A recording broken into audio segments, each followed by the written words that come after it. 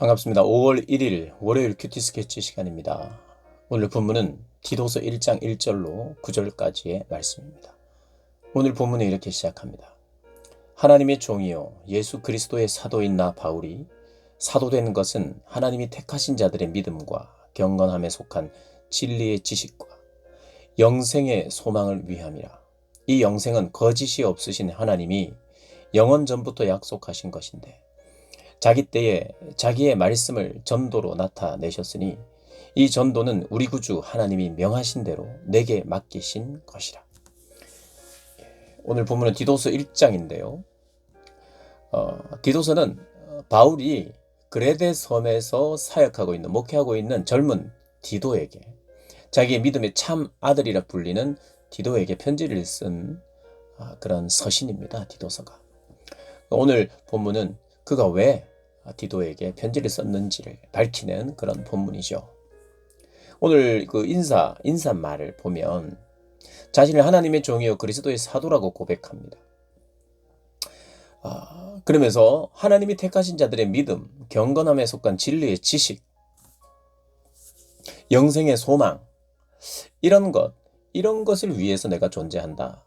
그것을 가르치고 그것과 함께 누리고 또 이 영생의 이 소망은 이 영생은 거짓이 없으신 하나님이 거짓 없으신 하나님을 지금 강조하고 있는데 이제 디도서의 내용을 보면 거짓 교사들이 있어요. 그들이 거짓된 거짓 가르침, 거짓 교훈,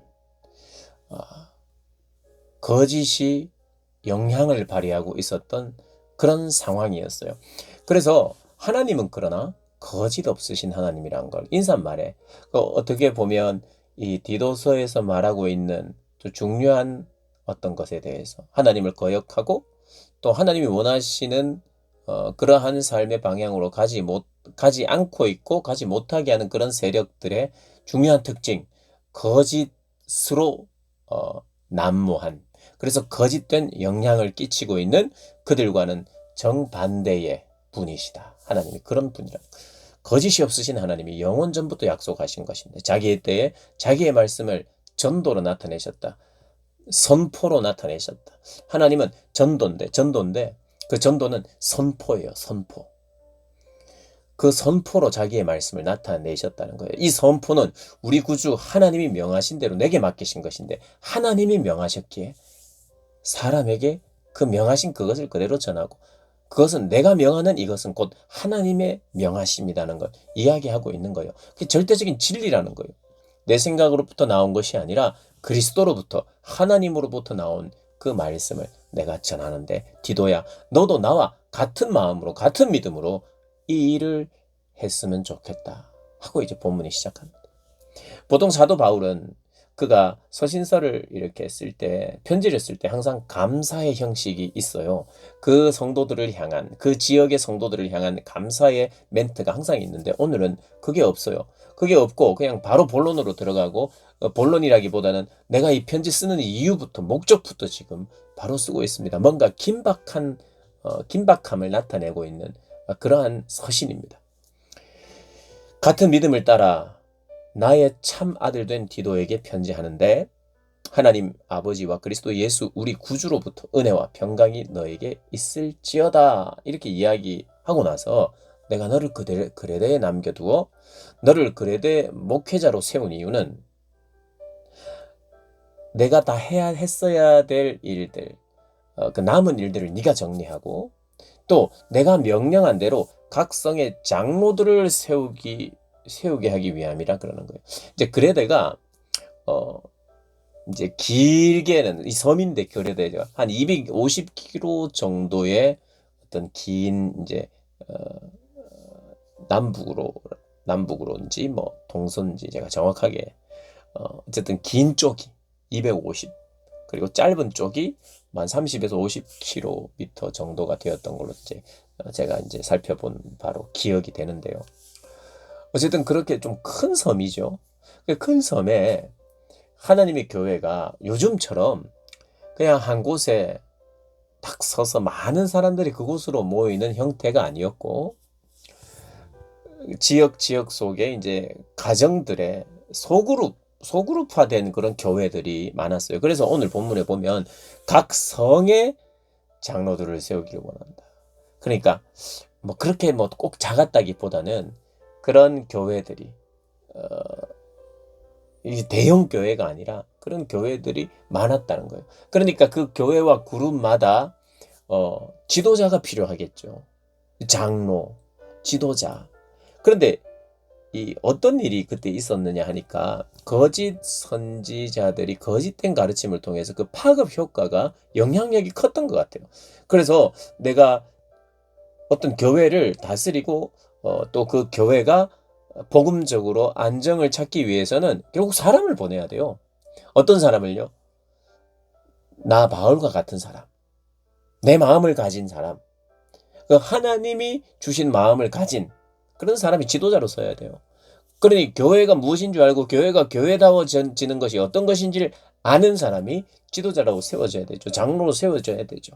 그래서 그 장로를 세워라 하면서 그 장로의 자격을 이야기를 합니다. 첫 번째로는 가정에서 어떤 사람이어야 되느냐, 가정생활을 언급하는데 6절 책망할 것이 없고 한 아내의 남편이며, 한 아내의 남편.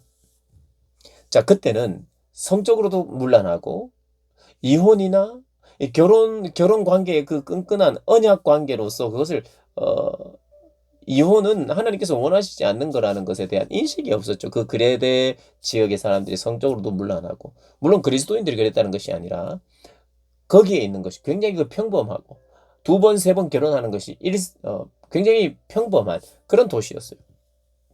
그러니 사람들이 교회 안에서 다양한 이제 교회 안으로 들어오면서 그런 것들이 이제 청산하고 새로운 삶을 살게 되는 거죠. 회개하고 돌이키니까. 그런데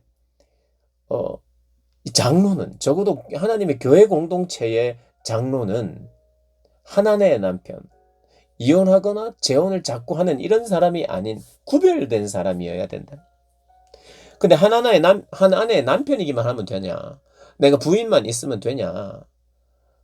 부인이라고 하는 그 이름을 가진 사람과 그냥 같이 살기만 하면 되냐? 그걸 말하는 게 아니겠죠. 하나의 남편이며 결혼을 하고, 그리고 그 아내에게 신실한 남편이 되기를 원하는 거겠죠. 하나의 남편이며 뭐 여자만 있으면 되는 게 아니라 한 명만, 두 명 있으면 안 되고 한 명만 있어야 된다. 이걸 말하는 것이 아니라, 물론 이제 한 명만 있어야 되는 게 당연한데 하나의 남편이다. 신실한 아내예요. 그리고 자신이 아내에게 신실한 사람이어야 된다는 거예요. 그러니까 가정생활에 신실한 사람이 돼야 돼요. 방탕하고 비난을 받거나 불순종하는 일이 없는 신실한 자녀가 있는 가정. 그러니까 아내도 신실하고 자기도 신실하고 자녀들도 신실하고 그런 신실한 가정이어야 된다. 그 가정을 이야기합니다. 이제 7절에 보면 감독은 하면서 위에는 장로들을 세워라 하고 장로들은 책망할 것이 없고 이러다가 갑자기 7절에는 감독이 나옵니다. 감독은 누구냐? 감리교회는 감독이라는 이제 목사라는 이름이 아니라 이제 감독이라는 이름이 있는데 우리가 사실은 이 장로와 감독을 지금 교차해서 사용하고 있어요. 같은 의미. 그러니까 이 감독은 이 장로들의 장로. 지금으로는 어떻게 목회자로 볼 수 있죠.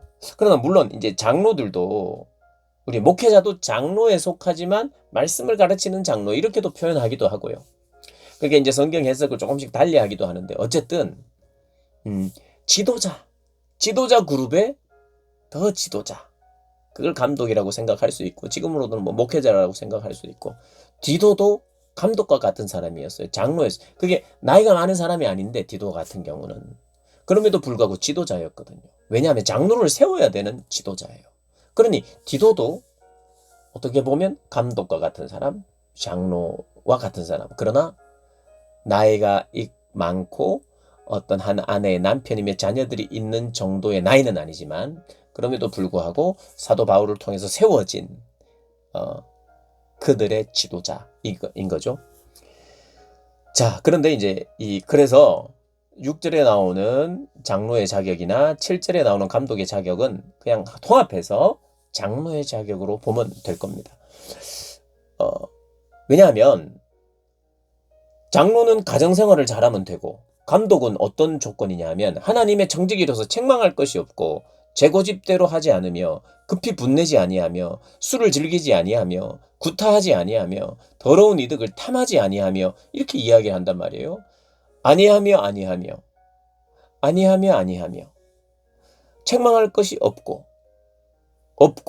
고집이 없고 분내지 않고 하지 않아야 되는 모습을 먼저 이야기한 뒤에 해야 되는 꼭 이런 행동이 있는 사람, 어떤 사람? 나그네를 대접하는 사람, 선행을 좋아하는 사람, 신중한 사람, 의로운 사람, 거룩한 사람, 절제하는 사람, 미쁜 말씀을 잘 가르치는 사람, 지키는 사람, 능히 바른 교훈으로 권면하는 사람, 거슬러 말하는 자들을 책망할 수 있는 사람, 이렇게 돼야 된다는 거. 그러면 자, 6절에는 가정생활을 잘하면 장로가 되고 7절은 다 교회 사역이거든요. 감독은 가정이 없어도 되나? 하나님의 남편이 아니어도 되나? 그건 아니거든요. 중요한 특징이라고 말할 수는 있지만 장로든 감독이든 어쨌든 장로인 거예요. 장로는 가정생활은 이래야 되고 교회 사역은 이래야 된다. 하나님 앞에서 어떤 모습으로 하나님의 교회에서 신앙적 모범을 보여야 될지도 이야기하며, 동시에 가정에서도 그러한 역할을 감당해야 된다는 거예요. 오늘 감독은 하나님의 청지기로서 이렇게 이야기하는데, 하나님이 맡기신 하나님의 교회를 청지기에게 맡겼어요. 그러니까 내가 청지기인 걸 아는 사람, 그리고 가정에서도 내가 청지기인지 아는 사람, 그 사람이 장로로 세워져야 된다 이야기를 하고 있습니다. 오늘 여러분이 이 장로는 나는 장로가 아니니까, 나는 집사니까, 아니면 나는 학생이니까 이렇게 생각하시면 안 돼요.